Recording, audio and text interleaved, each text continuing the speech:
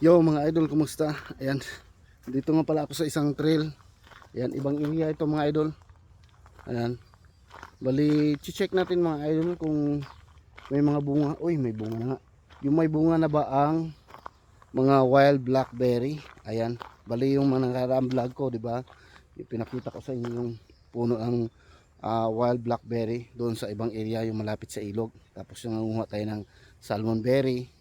Tapos yung wild blackberry is wala pang laman, wala pang bunga or namumulaklak pa lang. So ngayon, ah, dito nga ako sa isang trail ngayon at papakita ko sa inyo yung wild blackberry na may bunga na at saka nag-start na siyang naghinog, no. Ito mga idol, oh, meron na dito, oh. Yan, kung nakikita nyo, yan. Yan, oh, nagkukumpulan, no.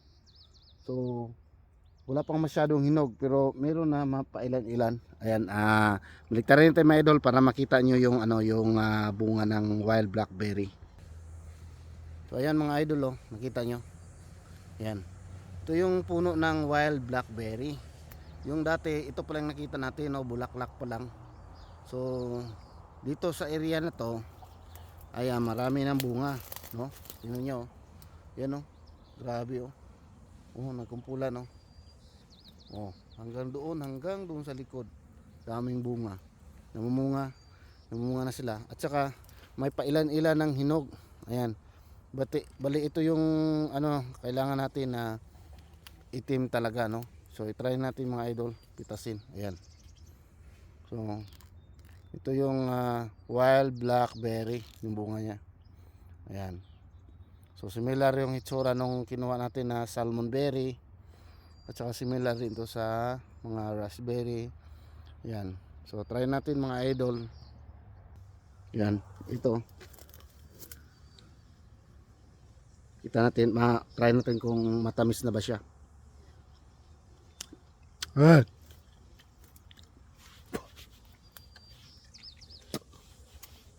Sobrang asim yun. Asim. Ibang variety ito. Kasi sobrang asim. Check natin doon sa unahan, baka mayroong doon, medyo matamis-tamis. Yan, oh, dami na niya bunga, oh, talaga, oh. Yan, dito sa unahan mga idol. Ito. Ang asim nung nakuha ko. Siguro yung mga unang nahinog ang asim. Ito. Try natin to.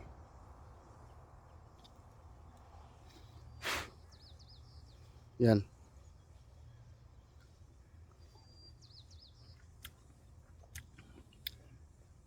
Pwede na. Pwede na. Maasim yung nga dito. Try natin sa unahan. Yan. Dito may hinog din dito. May mga kumukuha na rin dito siguro ng hinog. Kasi may mga apak na, oh. Yan. Pati doon, oh. May mga apak na ng tao. Na palatandaan na inaabot nila itong hinog dito.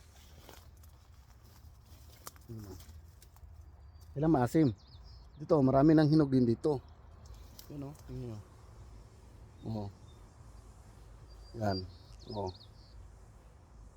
Yan. Dami ng hinog. Kaya subok-subukan natin, baka matsambahan natin yung matamis. Ayan. Selfie na tayo. Muna tayo. Pang thumbnail mga idol. Saan ba maganda? Ito, kumpulan, dami. Yan, oh. Dami, oh. Ito nyo, kumpulan.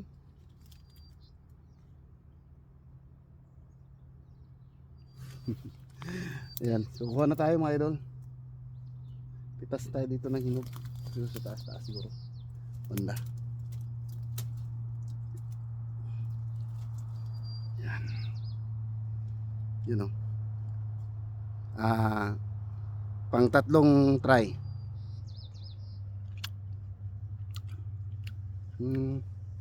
Pwede na. Pero may asim pa rin. Ayan. at least ano, may bunga na yung mga wild blackberry natin ngayon. Yan. Bali yung ginagawa ng iba dito mga idol, pagka ganito na, pag marami ng bunga ito,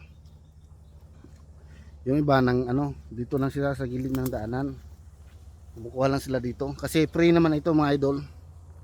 Kasi itong prutas na ito ay kung saan saan lang tumutubo, no. Bali ano nga to dito parang damo, no. Parang damo ito. Pagka mayroon kang lupain, pagka ganito ang tumubo, parang damo siya. Kasi ano siya, alam nyo sa amin sa Bisaya, ang tawag dyan sampinit, no, na sobrang tinik na vine na ganito, na mahaba pa ganun. Sampinit ang tawag sa amin dyan, sampinit sa Bisaya. Tapos ito, pagka tumaba yung ano niya, tingnan nyo, ang taba, ang laki, tapos sobrang tinik, kita nyo yan, tingnan nyo yung tinik nyo. Grabe yung tinik nyo, parang pangil ng ahas, parang ngipin ng ahas yan, yan, ganyan siya ka tinik. At saka meron nga pala akong ano, yung dating vlog ko mga idol, na sinabi ko doon na nakapagdala ako ng binhi ng wild blackberry sa Pilipinas. Ayan, so good news kasi nagpadala nga pala ng picture yung aking pamangkin na malapit na raw magbunga. So nakikita ko yung dulo nung ano, nung picture, parang ano siya, parang nag-start na siyang mamulaklak kasi sabi niya ano na raw, malapit na daw magbulaklak. So balang araw kung bubunga yon, para makatikim din sila ng bunga ng wild blackberry. Ayan. So successful yung dinala nating binhi doon. Yung dinala ko mga idol nung una kasi yung bunga ng wild blackberry yung dinala ko. Tapos ito kasi bawat bilog niyan may buto yan. So ang ginawa ko dati, binilad ko ito, tapos inuwi ko sa Pinas, tapos tinanim. So walang tumubo. So iwan ko lang ngayon kung mayroon bang mga tumubo doon na mga paliit-liit na maliliit, pero wala So ang ginawa ko, nag-research nga ako doon sa YouTube. Dito sa YouTube natin, nag-research tayo kung anong magandang papatubo ng wild blackberry. So doon ko nalaman na magdaganda pala yung ugat. Kaya nagdala ako ng ugat mga idol ng wild blackberry. Kaya yun, tumubo na doon yung isang isang parte ng binhi is nandun sa area ng misis ko. Tumubo naman yun nung last na vacation na napuntahan ko. Tapos yun yung unang dala ko na tinanim doon. Tapos pangalawang bakasyon nagdala uli ako. Yun naman yung dinala ko doon sa amin sa Zamboanga. At saka yun, successful talaga idol. Tumubo talaga siya. At saka ganito, parang medyo masukal na rin, no? Inantay na lang na mamulaklak. So first time na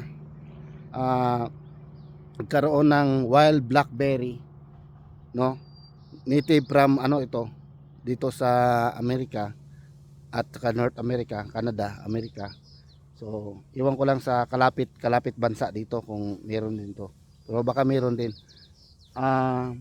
So nakapagdala ako ng binhi, no?